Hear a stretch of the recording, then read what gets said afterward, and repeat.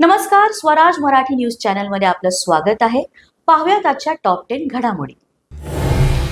योग्य वेळी शेतकऱ्यांच्या कर्जमाफीचा निर्णय घेऊ मुख्यमंत्री फडणवीसांची माहिती. तर कुठल्याही परिस्थितीमध्ये आळंदीत कत्तलखाना होऊ दिला जाणार नाही, वारीच्या पार्श्वभूमीवर मोठी घोषणा.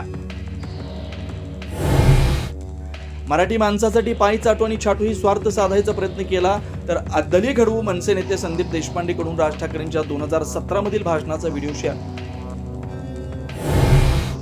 सुनील तटकरे यांच्या सर्व अघोरी विद्या बाहेर काढणार. रायगडच्या पालकमंत्री पदावरून आमदार दळवींचा निशाणा.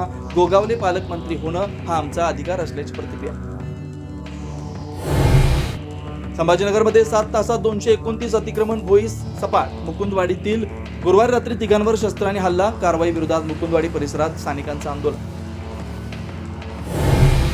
निवडणूक झाल्यानंतर 45 दिवसात सर्व फुटेज नष्ट होणार. केंद्रीय निवडणूक आयोगाचा मोठा निर्णय. फुटेजचा गैरवापर करून चुकीची माहिती पसरवल्याची शंका. 45 दिवसांच्या आत निकालाला आव्हान द्यावं लागणार.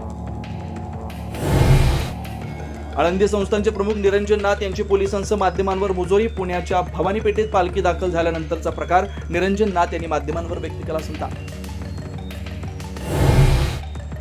पुण्याच्या संगमवाडीत पुलाजवळ तुकोबा आणि ज्ञानोबांच्या पालख्या एकत्र. दोन्ही पालख्यांच्या दर्शनासाठी भाविकांची रीघ.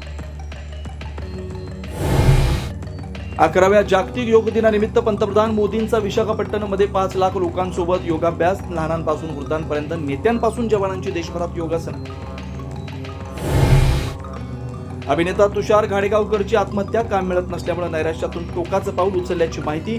बाहुबली, उन्हाळ झोंबिवली चित्रपटांसह अनेक मालिकांमध्ये साकारली भूमिका.